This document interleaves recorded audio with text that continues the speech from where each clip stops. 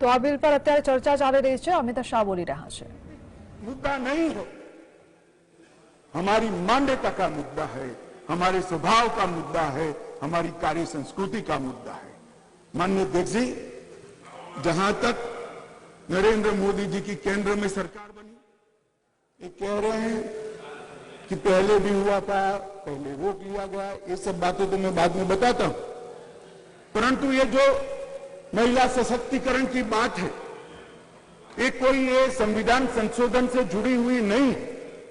महिलाओं के लिए सुरक्षा, सम्मान और सहभागिता, ये तीनों चीजें जिस दिन मोदी जी ने इस देश के प्रधानमंत्री पद का शपथ लिया, जिस दिन से भारतीय जनता पार्टी की सरकार बनी, इस सरकार का श्वास और प्राण दोनों बने हुए हैं। माननीय अध्यक्ष, कई ऐसी चीजें हैं जो हुई है। आज मैं कहना चाहता हूं माननीय अध्यक्ष जी, जिस दिन मोदी जी इस देश के प्रधानमंत्री बने, इस देश के 70 करोड़ लोग ऐसे थे जिनके घर में बैंक अकाउंट नहीं थे। मोदी जी ने जनधन योजना चालू करी, बैंक अकाउंट खोलने का अभियान चालू किया, 52 करोड़ बैंक अकाउंट खोले गए और 52 करोड़ बैंक अकाउंट में से 70% बैंक अकाउंट माताओं के नाम से खोले गए। माननीय अध्यक्ष जी, माताओं के नाम से आज महिला सशक्तिकरण हुआ। सारी योजनाओं का जो पैसा जा रहा है माननीय अध्यक्ष जी, किसने 10 मिनट दिए मुझे? आप वहां बैठ कर टाइम दोगे? अरे सुनने की आदत डालो भाई, आप वहां बैठ कर मुझे टाइम दोगे? माननीय सभा प्लीज, मैं मेरी पार्टी के टाइम में बोल रहा हूं। आप कौन फैसला करने वाले होते हैं? माननीय गृह मंत्री जी। माननीय अध्यक्ष जी, आज कोई भी स्कीम का पैसा जाता है तो वो महिला के बैंक अकाउंट के अंदर जाता है। माननीय अध्यक्ष जी, कांग्रेस ने इस देश में 5 दशक से ज्यादा शासन किया। 11 करोड़ परिवार ऐसे थे जहां शौचालय नहीं था। गरीबी हटाओ के नारे दिए, मगर गरीबों की कोई व्यवस्था नहीं कर पाई थी। और जब एक घर में एक शौचालय नहीं होता है तो मान्यवर सबसे ज्यादा तकलीफ युवा बेटी, बहन और मां को होती है। मान्यवर, शौचालय न होने की पीड़ा तो वही जान सकते हैं जिनके घर में युवा बेटी हो और शौचालय न हो। 11 करोड़ घर ऐसे थे जिनके घर में शौचालय नहीं था। मोदी जी ने पहले 5 साल के अंदर ही 11 करोड़ 72 लाख सदन की सहमति हो तो इस विधेयक के प्रस्ताव को पारित होने तक और चर्चा होने तक सदन का समय बढ़ाया जाए। माननीय गृह मंत्री जी। मान्यवर, ये 11 करोड़ 72 लाख शौचालय बने, किसका एम्पावरमेंट हुआ? ये 11 करोड़ 72 लाख शौचालय बनने से माताओं का, बहनों का, बेटियों का सम्मान हुआ, उनका सशक्तिकरण हुआ। 10 करोड़ परिवार धुएं से युक्त थे। कंधे और टहनियां जलाकर आंख का नेत्रमणि खत्म हो जाता था, फेफड़े फाइब्रोसिस से भर जाते थे। 10 करोड़ घरों में एलपीजी का मुफ्त कनेक्शन देकर माताओं का सशक्तिकरण करने का काम किया। 3 करोड़ से ज्यादा माताओं को घर दिया और वो घर माता के नाम से करने का काम हमारे प्रधानमंत्री नरेंद्र मोदी जी। मान्यवर, 12 करोड़ घर ऐसे थे जहां पीने का पानी नहीं था।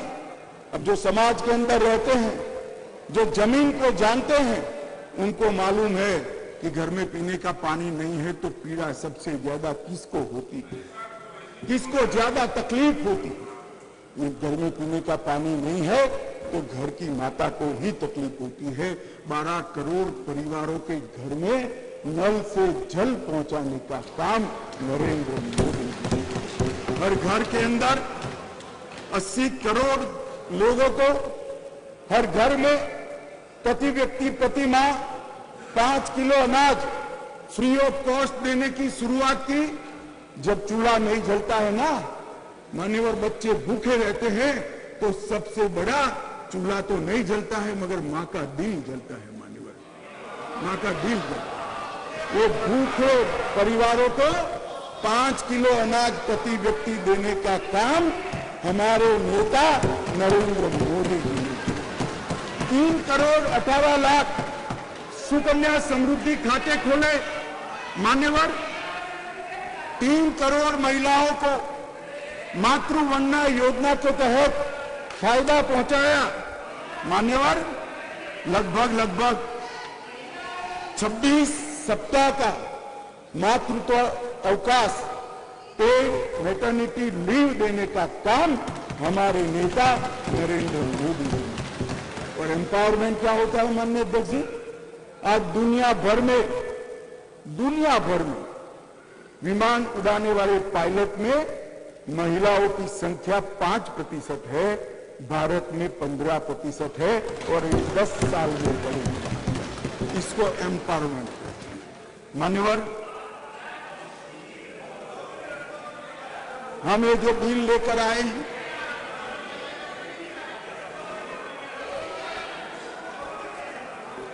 मान्यवर,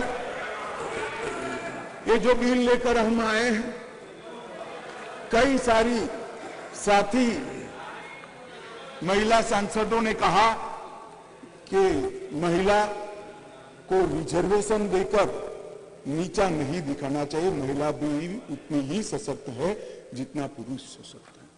मैं आपसे एक कदम आगे जाता हूं, महिला पुरुष से भी ज्यादा सशक्त है, महिला पुरुष से भी ज्यादा है। मगर समाज व्यवस्था ऐसी बनी है जिसके अंदर इस आरक्षण से अब डिसीजन मेकिंग में, पॉलिसी मेकिंग के अंदर महिलाओं की भागीदारी सुनिश्चित कर दी जाएगी। ये सम्मान करने के लिए एक आरक्षण है मान्यवर। इस देश में जो भी रहता है जिसकी जड़ें भारत से जुड़ी है, वो कोई भी महिला को कमजोर होने की गलती नहीं कर सकता मान्यवर। दुर्गा, सरस्वती और लक्ष्मी 3 स्वरूप है देवियों के। दुर्गा शक्ति का स्वरूप है, सरस्वती विद्या का स्वरूप है और लक्ष्मी ऐश्वर्य का, वैभव का स्वरूप है। ये तीनों स्वरूपों में हमारे पुरखों ने, हमारी संस्कृति ने मां की ही कल्पना की है, कहीं और किसी की कल्पना नहीं की मान्यवर। मगर प्रॉब्लम क्या है, प्रश्न क्या है? जड़ें भारत से नहीं जुड़ी है।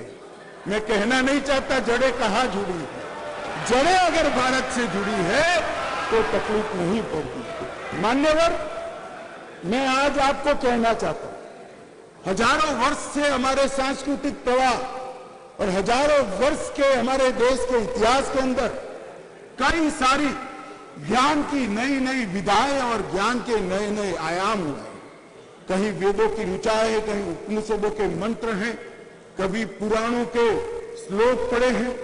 ऋग्वेद के कुल 422 मंत्रों में महिलाओं का महिमा मंडन करने का काम हमारे ऋषियों ने किया है। वेदों की रचना में योगदान देने वालों में गार्गी, मैत्रेयी, घोषा, विश्वम्भरा, श्रद्धा, संध्या, देवयानी, सची, अदिति, लोपामुद्रा, ये सारी माताओं ने वेदों को संवेदना से परिपूर्ण कर कर समग्र चराचर की चिंता करने वाली है। माननीय अध्यक्ष जी, कहा जाता है अदिति को इंद्र की मां कहा जाता है मान्यवर।